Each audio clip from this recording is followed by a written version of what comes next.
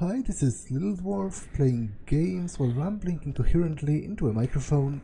Why? Well, just because I can, and I continue with Thief 2 Shadows of the Metal Age. Blind.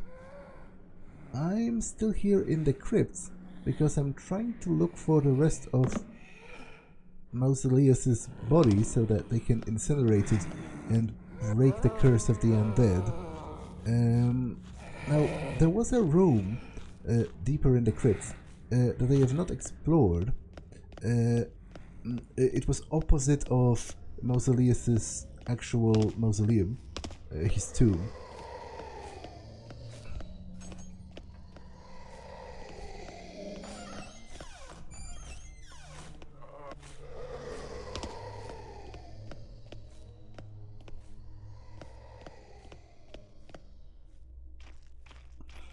I'm basically missing his torso and two of his limbs.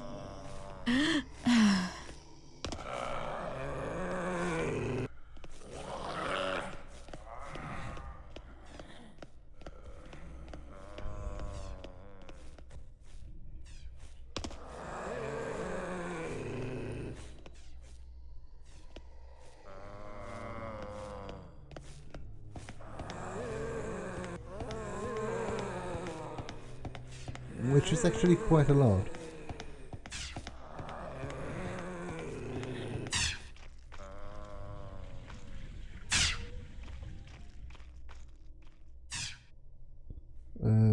Okay, as far as I remember, there's nothing here.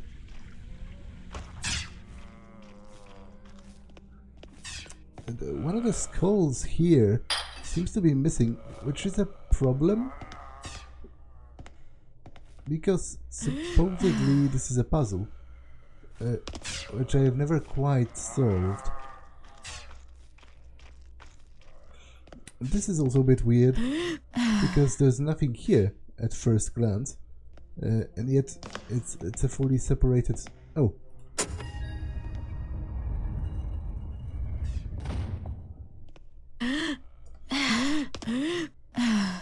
Okay.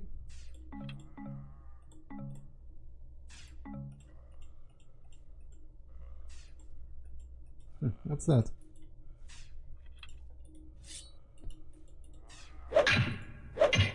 What's with the glowing ribcage? Like, you'd think that could be Mausoleus's, but I cannot pick it up.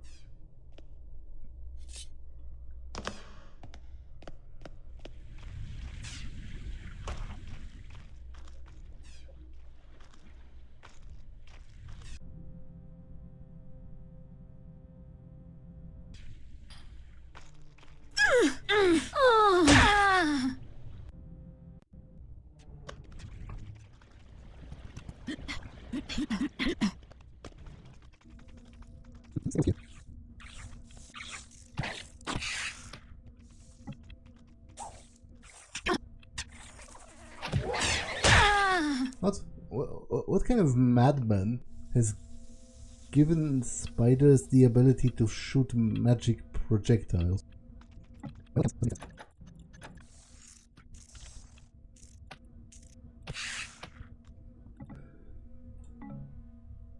Okay, I'm not sure what to use. Okay, right arm, left arm, skull.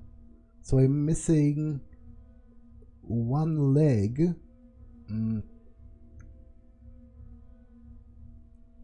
And the torso, right?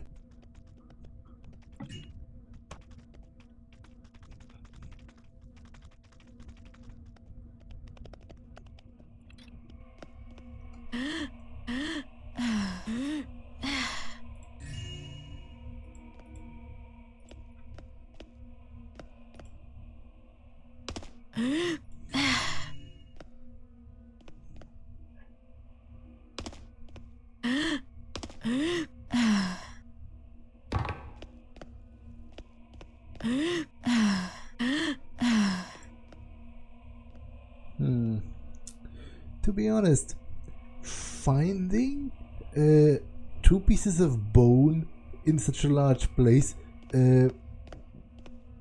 with the darkness being, you know, so severe, it's going to be a nightmare.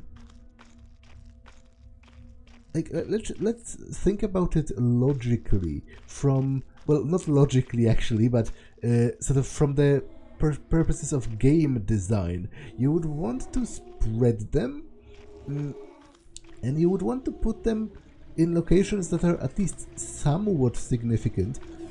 So I will go back to the Crypt of the Forgotten King, for example, because I'm pretty sure there wasn't one there. And maybe there would be.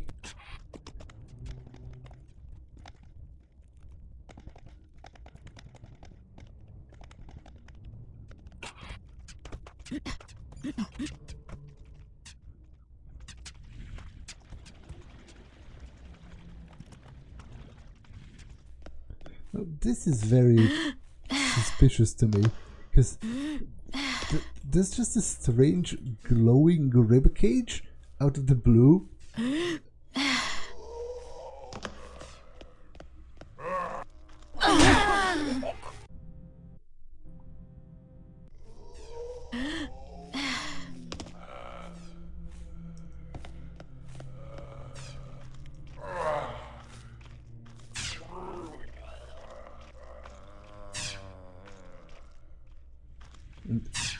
There was one on this side, so I don't think there would be another.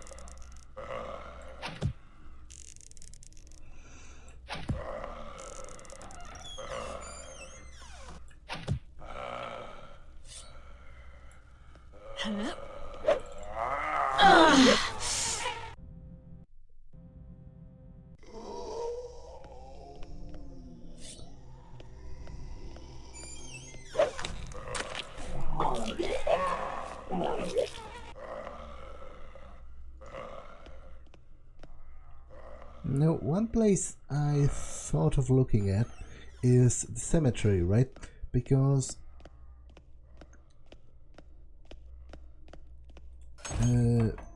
you know, that's a good enough place to store body parts, and I haven't found any there.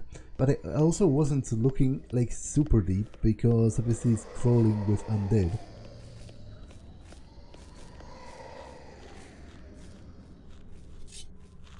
So I might go back there and get another look.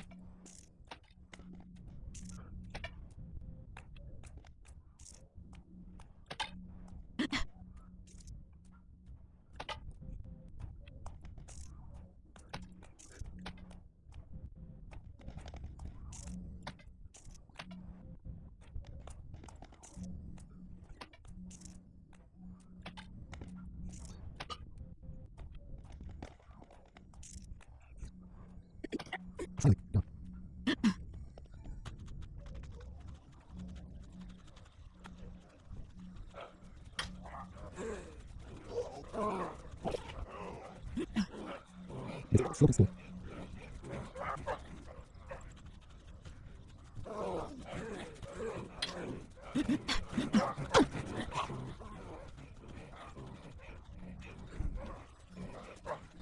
Wait. There are two graves, and I've only been into one. Okay, this is very promising, actually.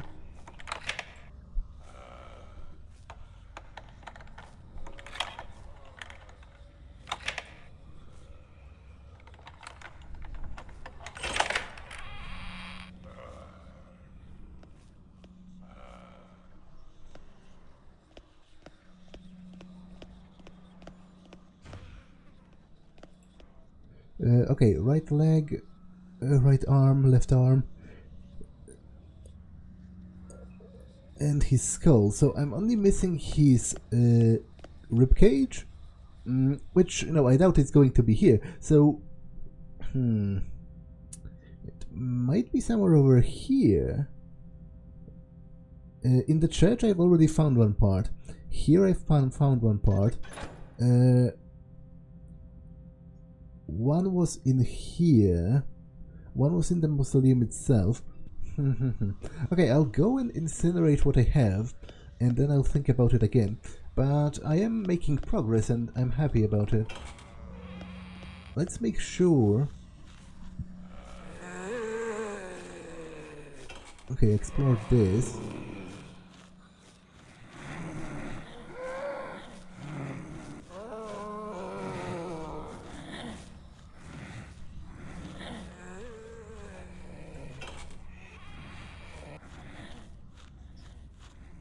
There's only one grave on this side.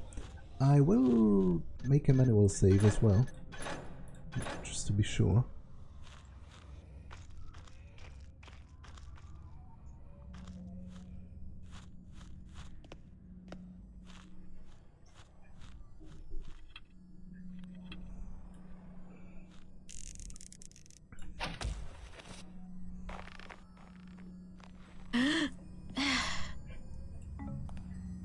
I will leave this rope here in case I need it later.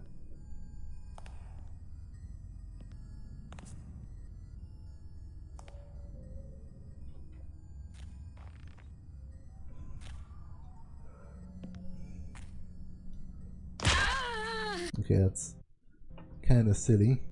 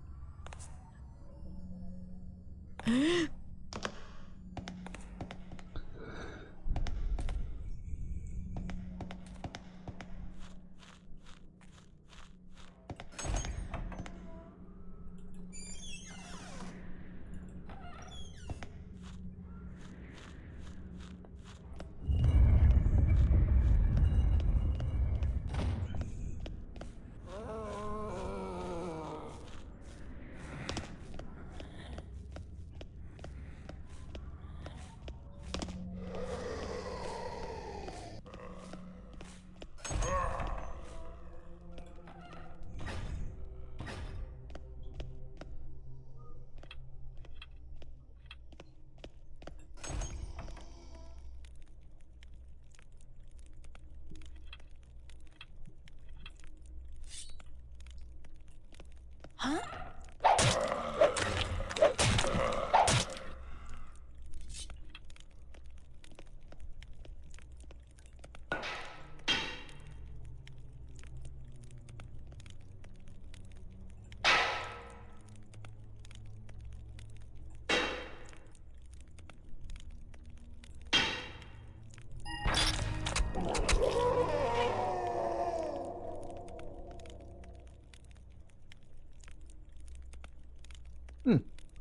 Wait, so I didn't have to look for his torso? I just checked in 4 of his limbs and his head, and that was enough.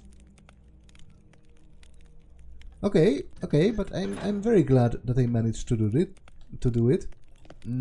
So let me get out, because I'm kind of sick of this mission at this point.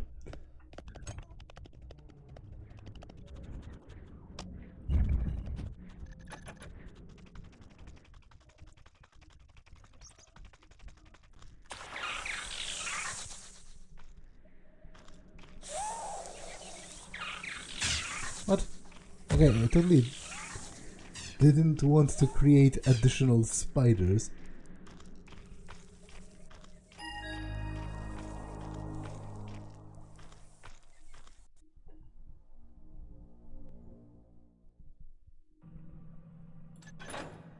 I found most-ish of the loot and found all of the secrets. I am satisfied with this. Let's go.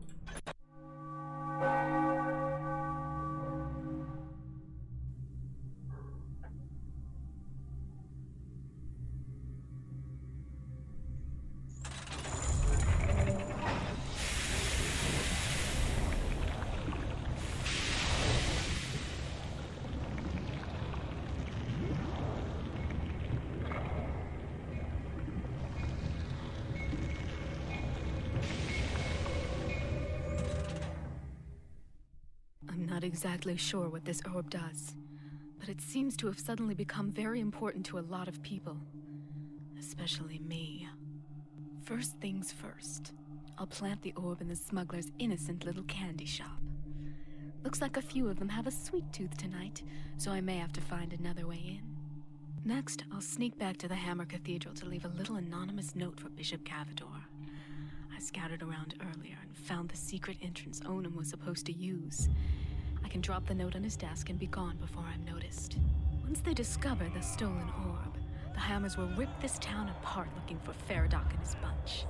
Even better, they'll blame the smugglers for the disappearance of Priest Onum and the others. I'd better get to work. The sooner I can get this done, the more assured I will be of revenge. I should be safe traveling through the town. The watchguards probably won't stop or question me along the way. But I can't afford to draw attention to myself, and I guess I'll have to be very careful not to be seen by any of the smugglers. In the art of deception, find a way into the candy store known as the goodie bag that the smugglers are using for their illegal operations. Once inside, locate the other merchandise and hide the orb of St. Vasmus among it. Place it inside a container where they won't see it. In order for this plan to work, the smugglers should be avoided at all cost. Do not let them see you and do not attack them. Go to the sewers and locate the secret entrance mentioned in Onum's journal to gain access to the Hammerite priest compound. Once inside, find Cavador's room and leave the anonymous note that tells of the smugglers stealing the orb. You'll need to find at least 650 in loot to continue funding your quest for revenge. Once you have planted the orb and left the note, return to your room and await the carnage in the morning.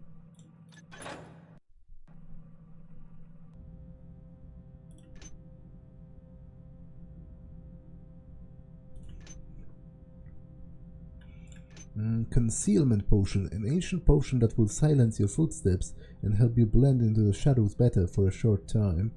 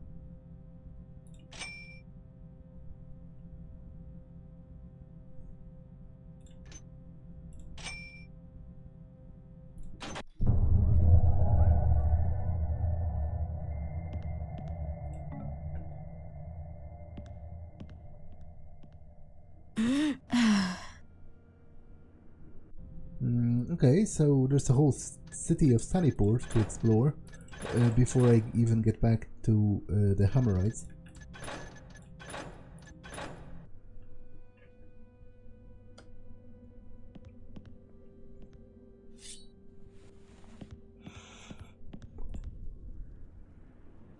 Let's read the notes. Note from Malak. My shopkeeper associate sends word that you have recovered yet another precious shard found in the depths of the earth. This is good, for it means the Woodsy Lord is watching and guiding you in the shadows. This fire shard contains within it the power to take an ordinary flame and turn it into glowing magic of the wisp.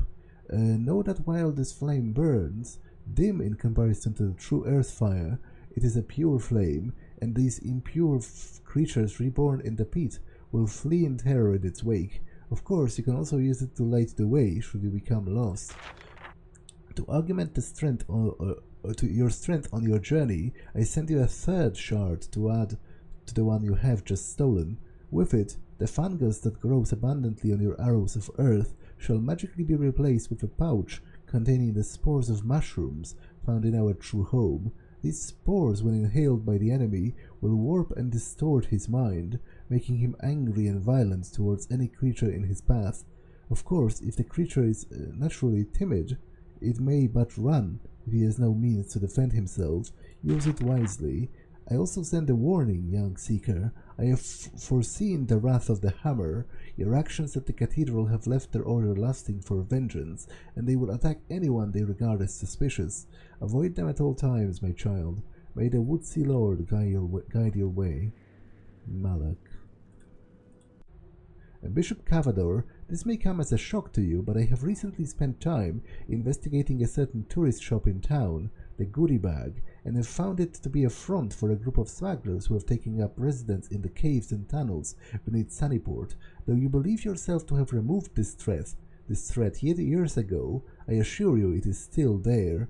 The thieves steal art and paintings, and I suspect they have even begun to practice slave trading.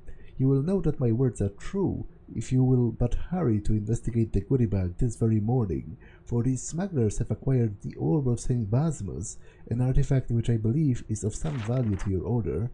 I know not how long they have been pillaging Hammer property, but when I found this piece in their possession, I could no longer restrain myself from reporting their criminal activity.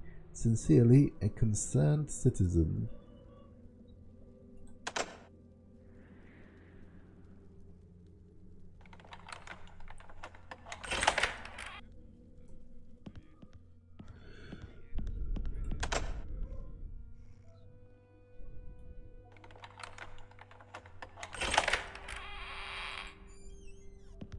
Like I told you, handouts are scarce around here in the off-season. Sure, but I never thought I'd be eating out of trash cans. Well, I can tell you right now, the best place for that is over behind Lighthouse Cathedral. The cook over there makes them their exotic dishes, with noodles and fish and whatnot. I lived in the city. The best place was the Grand Hotel. Oh, then folks threw out more than they ate. And talk about your fancy meals. They fixed up Burke like you didn't know it was a lizard. Them rich people. They'll eat anything as long as you put sauce on it and make it so they can't pronounce the name. God, what a mess. Nobody clean around here. A piece of garbage everywhere.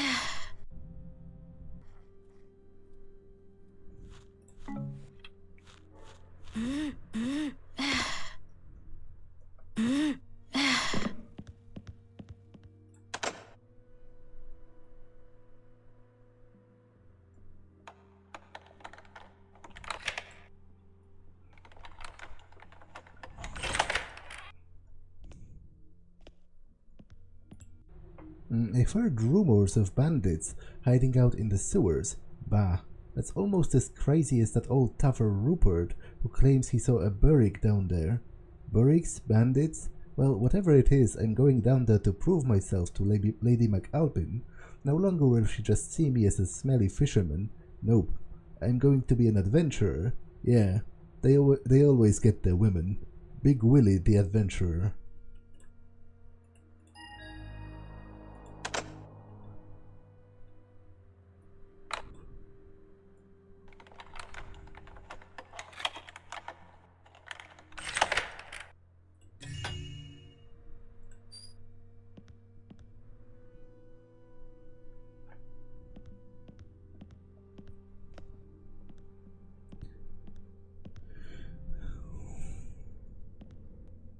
Okay, where to now?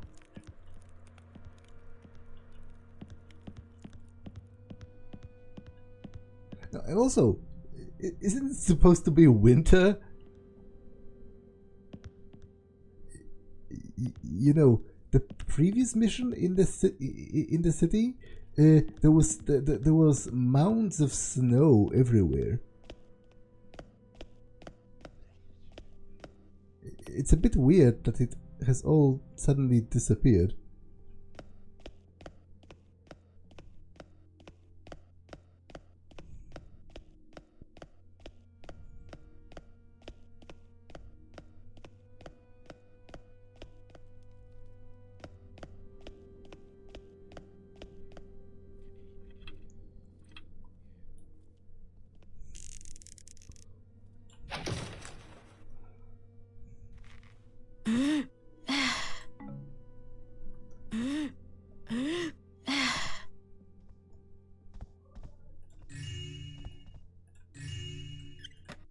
Londo, here's this month's rent collection from the Landieu street market.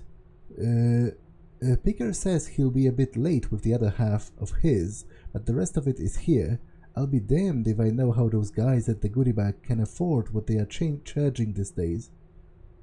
What we are charging these days. Every time I'm in there, they try to run me off. The clerks always look like they escaped from Cragscliff, but then I catch them standing around talking about opera and books. Really weird stuff. I guess it doesn't matter so long as they come through every month. I'll take care of the roof leak at Cassandra's shoes sometime tomorrow. Okay, so this tells me there's a leaky roof somewhere that I can probably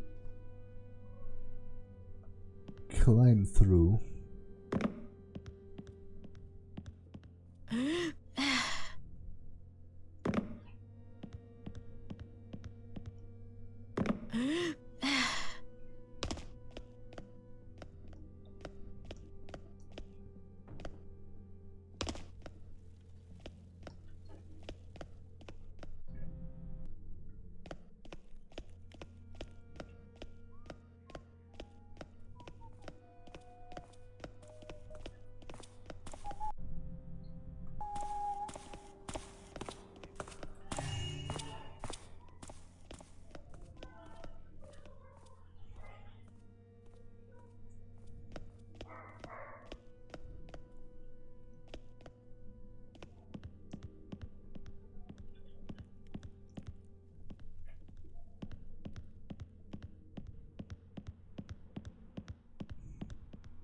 Okay, I'm walking in circles, which is, to be honest, nothing new if you're me. That happens quite a lot to me, actually.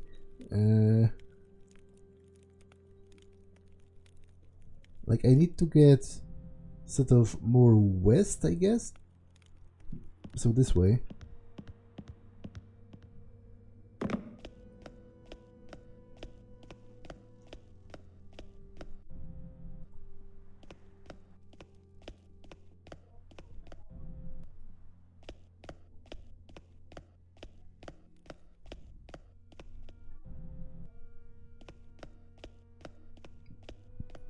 Okay, this seems like the market.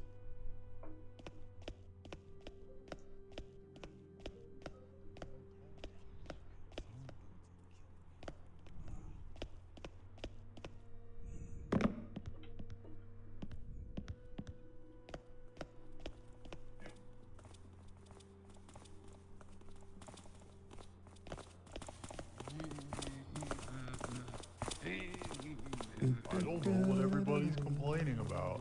Three Finger John Butcher.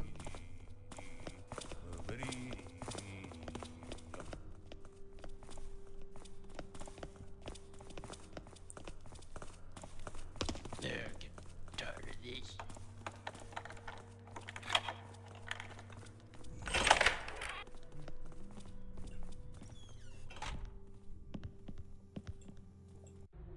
Why did I take this job? Sunnyport. Sunnyport. Where is the sun? Okay, so someone was quite frustrated. Dayport Ventures, volume 32. Quite frustrated with the weather. Looks like you need to meet my sword, Teffer. Oh, is that all you got? You hit like a baby.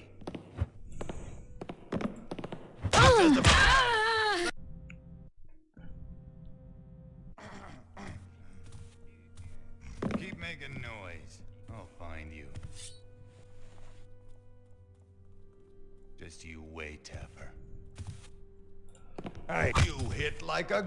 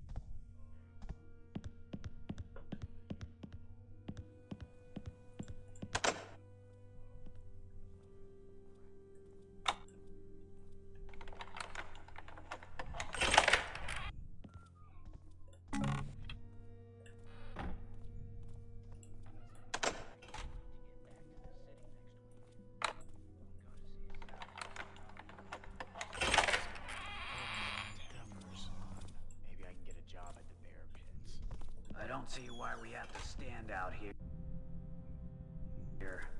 It's cold. This is where I told him to meet us. Either you want the phono recorder or you don't. I want it. It may not be of use to you, but I've got plenty of songs to record. I'm going to be a star. I think I saw something.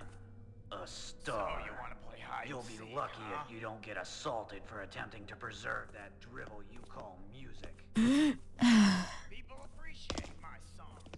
They speak to a Okay, I'll reload because that was rather thoroughly botched.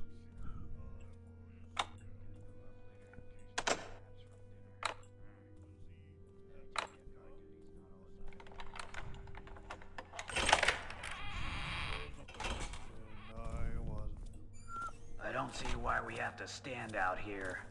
It's cold. This is where I told him to meet us. Either you want the phono recorder or you don't. I want it. It may not be of any use to you, but I've got plenty of songs to record. I'm going to be a star. A star. You'll be lucky if you don't get assaulted for attempting to preserve that drivel you call music. People appreciate my songs. They speak to a whole new generation. Like this one. Girl, you know I'm blue. Ooh, ooh, ooh, I love you. And if you ever leave... Oh yeah, that one's an instant classic. How about you shut up before somebody hears you and calls out the guard? True artists are never appreciated in their own time. Okay, so this guy wants to be a singer, and I am at the goodie bag, right here, and those are the smugglers. Guess I won't be using the front door. So I have to be on the lookout because obviously. Okay, I know you're there. May as well come on out. Oh great, that didn't work out. They can't spot me. That's an actual mission objective.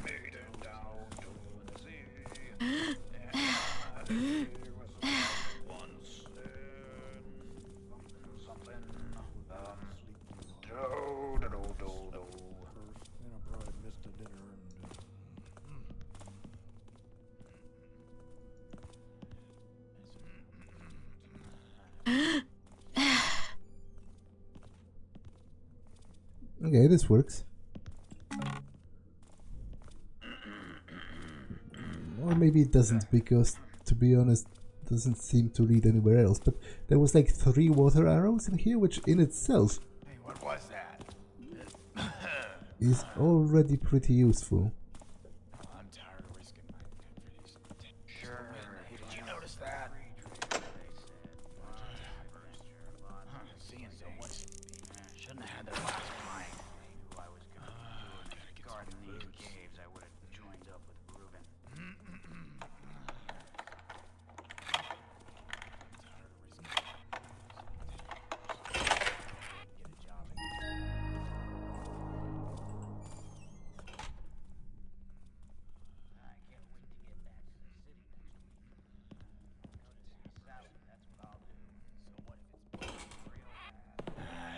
Messing around with people for too long, I would have started chopping off fingers right then.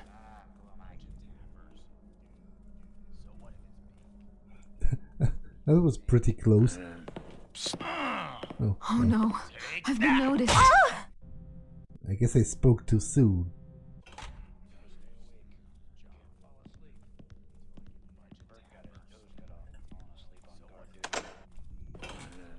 Sleeping on the job. Until I get fed properly, I'll sleep where I damn well please.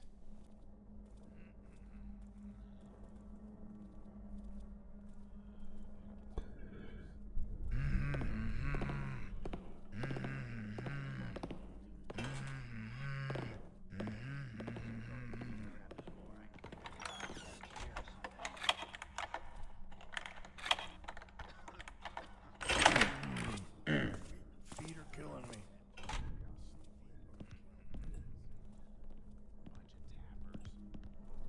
Okay, so I'm supposed to hide it among the merchandise where they won't see it. So where exactly?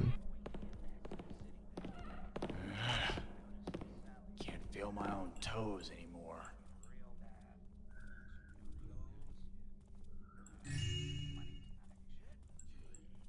No, not here. It's supposed to be like a container. Never eating that again. Messing around with people for too long. I would have been chopping off fingers right then.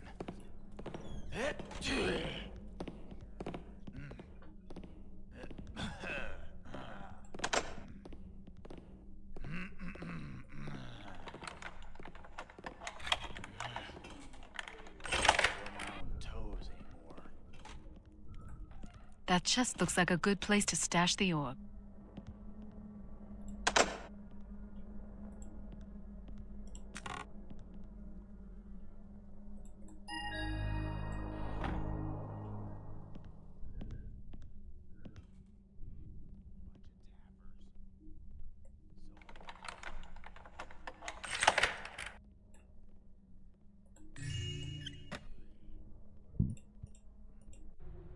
Into tomorrow's gates.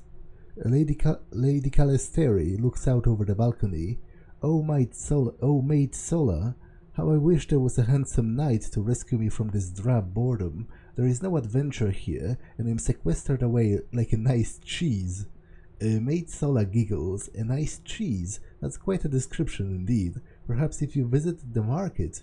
The lady shakes her head. No, the men there are just as uninteresting as this vantage has become. But wait, who is that I spy in the street below us? Do you see? Lady Calisteri and Maid Sola look out over the stage. At stage left, Yalandris, dressed as a young male trader, moves about the street. Yalandris's bosom will be bound and her hair up under her hat, so the audience will not know she is a woman. Lady Calisteri cries out, "My heart, I have not seen such a sight that has pierced me so readily. I must know who that lad is. The curve of his jaw is beautiful, like a sculpture. I can see his green eyes even from here. They are surely the color of an emerald. Oh, Sola, please, I beg you to run down the street and find out the name of this man." Yalandris glances over her shoulder and sees 2 large men approaching. The debt collectors break into a run after her, and all three swiftly bolt off stage, skipping a few pages. Yalandris, dressed as a man, turns away from Lady Calestery. I appreciate your offer, milady, but I surely cannot stay with your court. It would be unseemly for a young trader of my low stature to take up residence with so well-regarded a maid. Lady Calestery shakes her head, taking hold of Yalandris's chin. Please do stay, I insist. After all, those men are still chasing you, are they not? Yes, I can see that they are. Yalandris turns away once more, and Lady Calestery freezes in place, while Yalandris speaks her thoughts to the audience. If Lady Calestery fancies me as much as I think, I could be in a dangerous position if she finds out I am a woman. But right now I could really use some help. Yalandris paces, rubbing her chin thoughtfully. I don't want to break her heart, but I don't want to find myself without some digits either. I suppose the charade must continue. Yalandris returns to her position in front of the lady. Yes, I shall stay for a short time, dear lady. Thank you for your kindness. The lady claps her hands together. Wonderful. I shall have the maids clear out a room for you, and the serving boys draw up a bath. Yalandris, The lady freezes in place as Yalandris turns to the audience again. I have a feeling I've just stepped from the smithing oven into the fire. Skipping several pages. A dark dungeon in Castle Calestery. Yalandris, still dressed as a man, squirms on the table, her arms and legs tied down to the corners. Shadowy figures mill about in the dark corners of the dungeon. Lady Calestery, wild-eyed, slowly circles Yalandris. Did you think I did not know? Of course I knew. The moment I saw you in the street below, I knew you to be a woman, despite your careful attention to all of the manly details. Oh, but what a fine man you would make. A beautiful man. I don't want to be a man. I don't fancy women. Pulls out an ornate dagger. Nor do I, dear Yalandris, nor do I. That is why I have called upon the greatest alchemists, sorcerers, and doctors of our time. Do not squirm so, it is quite unbecoming of a man. But I am not a man. I don't want to be a man. This is madness. Shadowy figures move towards Yalandris. They pull forward a rolling table atop which is a peasant man, unconscious and bound. But tomorrow we shall awaken to the gates of paradise. The lights dim as the curtain closes.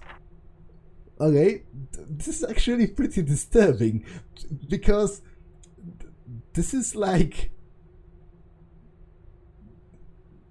This is basically a story about attempted forcible sex change, and also it has like rape undertones, because obviously the lady wants to sleep with that woman in the body of a man, but that woman doesn't want to be a man. That's one thing, and second, is not attracted to women. So this is pretty fucked up, actually, although the way it is written is a bit sort of uncouth. Like, you know, all those, like, straightforward, I'm not a man, I don't want to be a man. You know, this is what the story is about, but it's sort of delivered without any kind of sort of, you know, it isn't, like, especially flowery, or, you know, it's very direct. And there's not much, like, you know, stage direction or whatever. I don't think this would be that engrossing to watch as a play, because the dialogue is kind of wooden. The Sword of Mayfair, Scene 1, Prologue. The curtain is drawn, the audience listens to the prologue as spoken from behind. Salancius, an aged man, speaks thusly, and then, my boy, the forest lady did ask 3 men this question: what is the worth of a man? And the Hammerite answered, it is his works. A man with no great works will fall to history, his name forgotten. And the banker answered, it is his monies.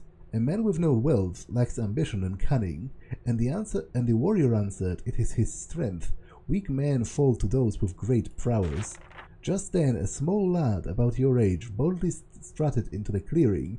away from the rock where he had watched the conversation. The men who had fought their way to that place looked surprised, but the forest lady merely looked on with her unblinking eyes. The boy gave his answer. It is his spirit. It is how he treats a man that is his worth. A man with no great built works may still influence the world. A man with no money may still grow wealthy with the love of his kin. The smallest, weakest child may yet tend to the most brutal when they have fallen. But the man who treats his brother as a dog surely has no worth at all. The forest lady smiled briefly and nodded her head. My boy, let me tell you what happened next. Each of those fine men, the Hammerite, the banker, and the warrior, fell to dust and blew away. Only the young lad remained, and the beautiful forest lady held out her hands, and upon them appeared the sword of Mayfair, which she bequeathed unto that boy. Oratine, the young boy. Oh, I heard this 1,000 times, Grandpa. Why do I have to listen again? Because, my little impetuous imp, I was that boy, and I have a lesson to teach you. The curtain parts, showing Salanius sitting on a rocking chair, Ortane sitting at his feet, staring at him in wide-eyed awe. End prologue.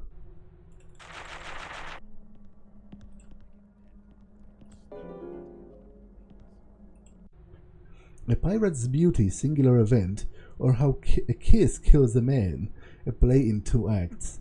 A Hammerite cathedral. Hammerites mill about, doing their chores. Gords pauses, looking around carefully. This is a true tale. It is a tale of Brother Gords, a young girl posing as a boy to gain the entry to the builder's favored, and how she gained the admiration and love of her brethren, and then was killed mysteriously in the old quarter. Her tale is one of the most reviled by the Hammerites, though this story does not paint a full picture of their tradition. Let us take you on a journey, the journey of a stubborn young woman who could not understand why her love for the builder would not gain her entry into the most sanctified room. Gloria reaches out her hand. Oh, Isandel, I cannot bear it without thee. I shall surely waste away without thy handsome visage before me. Isander pulls away. I am a pirate, my dear Gloria, a man of action, a man of fortitude. I have no lust but for the open sea and gold. Gloria puts back her hand to her forehead. No, do not say such things. Please take me. Do with me as you will, you rascally fiend. No, I shall not, for you are a fair maid. But thou art a pirate. Surely that thou hast taken many a fair maid to thy bedchambers. I have overheard thee speak of thy many conquests. Isander nervously. No maid has entered my chambers. Forsooth, I do not believe mine ears. This is true, dear Gloria. For surely you do wonder what it does mean. Any port in a storm. Okay, so he's gay, is what the story is about. Or, well, to be honest, not necessarily. Because that saying, it comes from the fact that historically speaking, there have been cases of, men in the Navy having gay sex with each other, even though technically, they didn't identify as homosexual, and they probably wouldn't have done it otherwise, but specifically they did it because there were no women around. And in fact, in several codes of military law in history, the penalty for sodomy was actually lesser if you were in the Navy and you were away from a port for a given time. So even the lawgivers, they took into the account the possibility of what is being described here.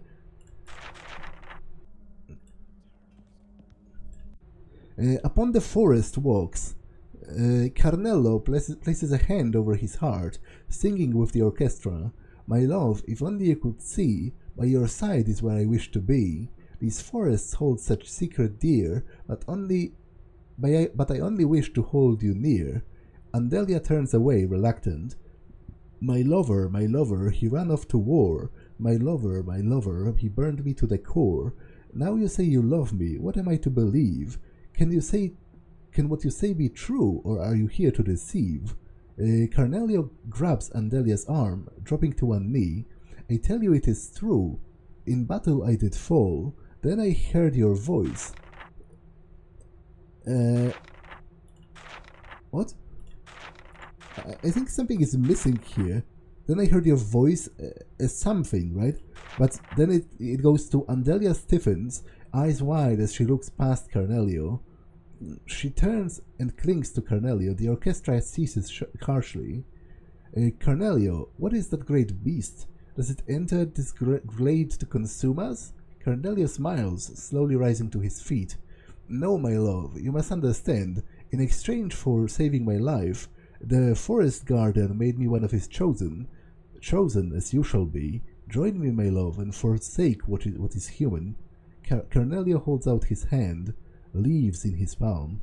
The Leaf Maidens leap onto the stage, surrounding the pair in a frenzied dance as the orchestra strikes up a frantic refrain.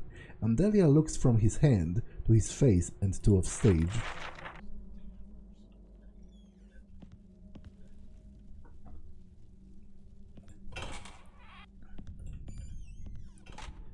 Okay, but this episode has been long enough, so I'm going to save here and end it for now. That's all for this one, and I will see you in the next one. Bye!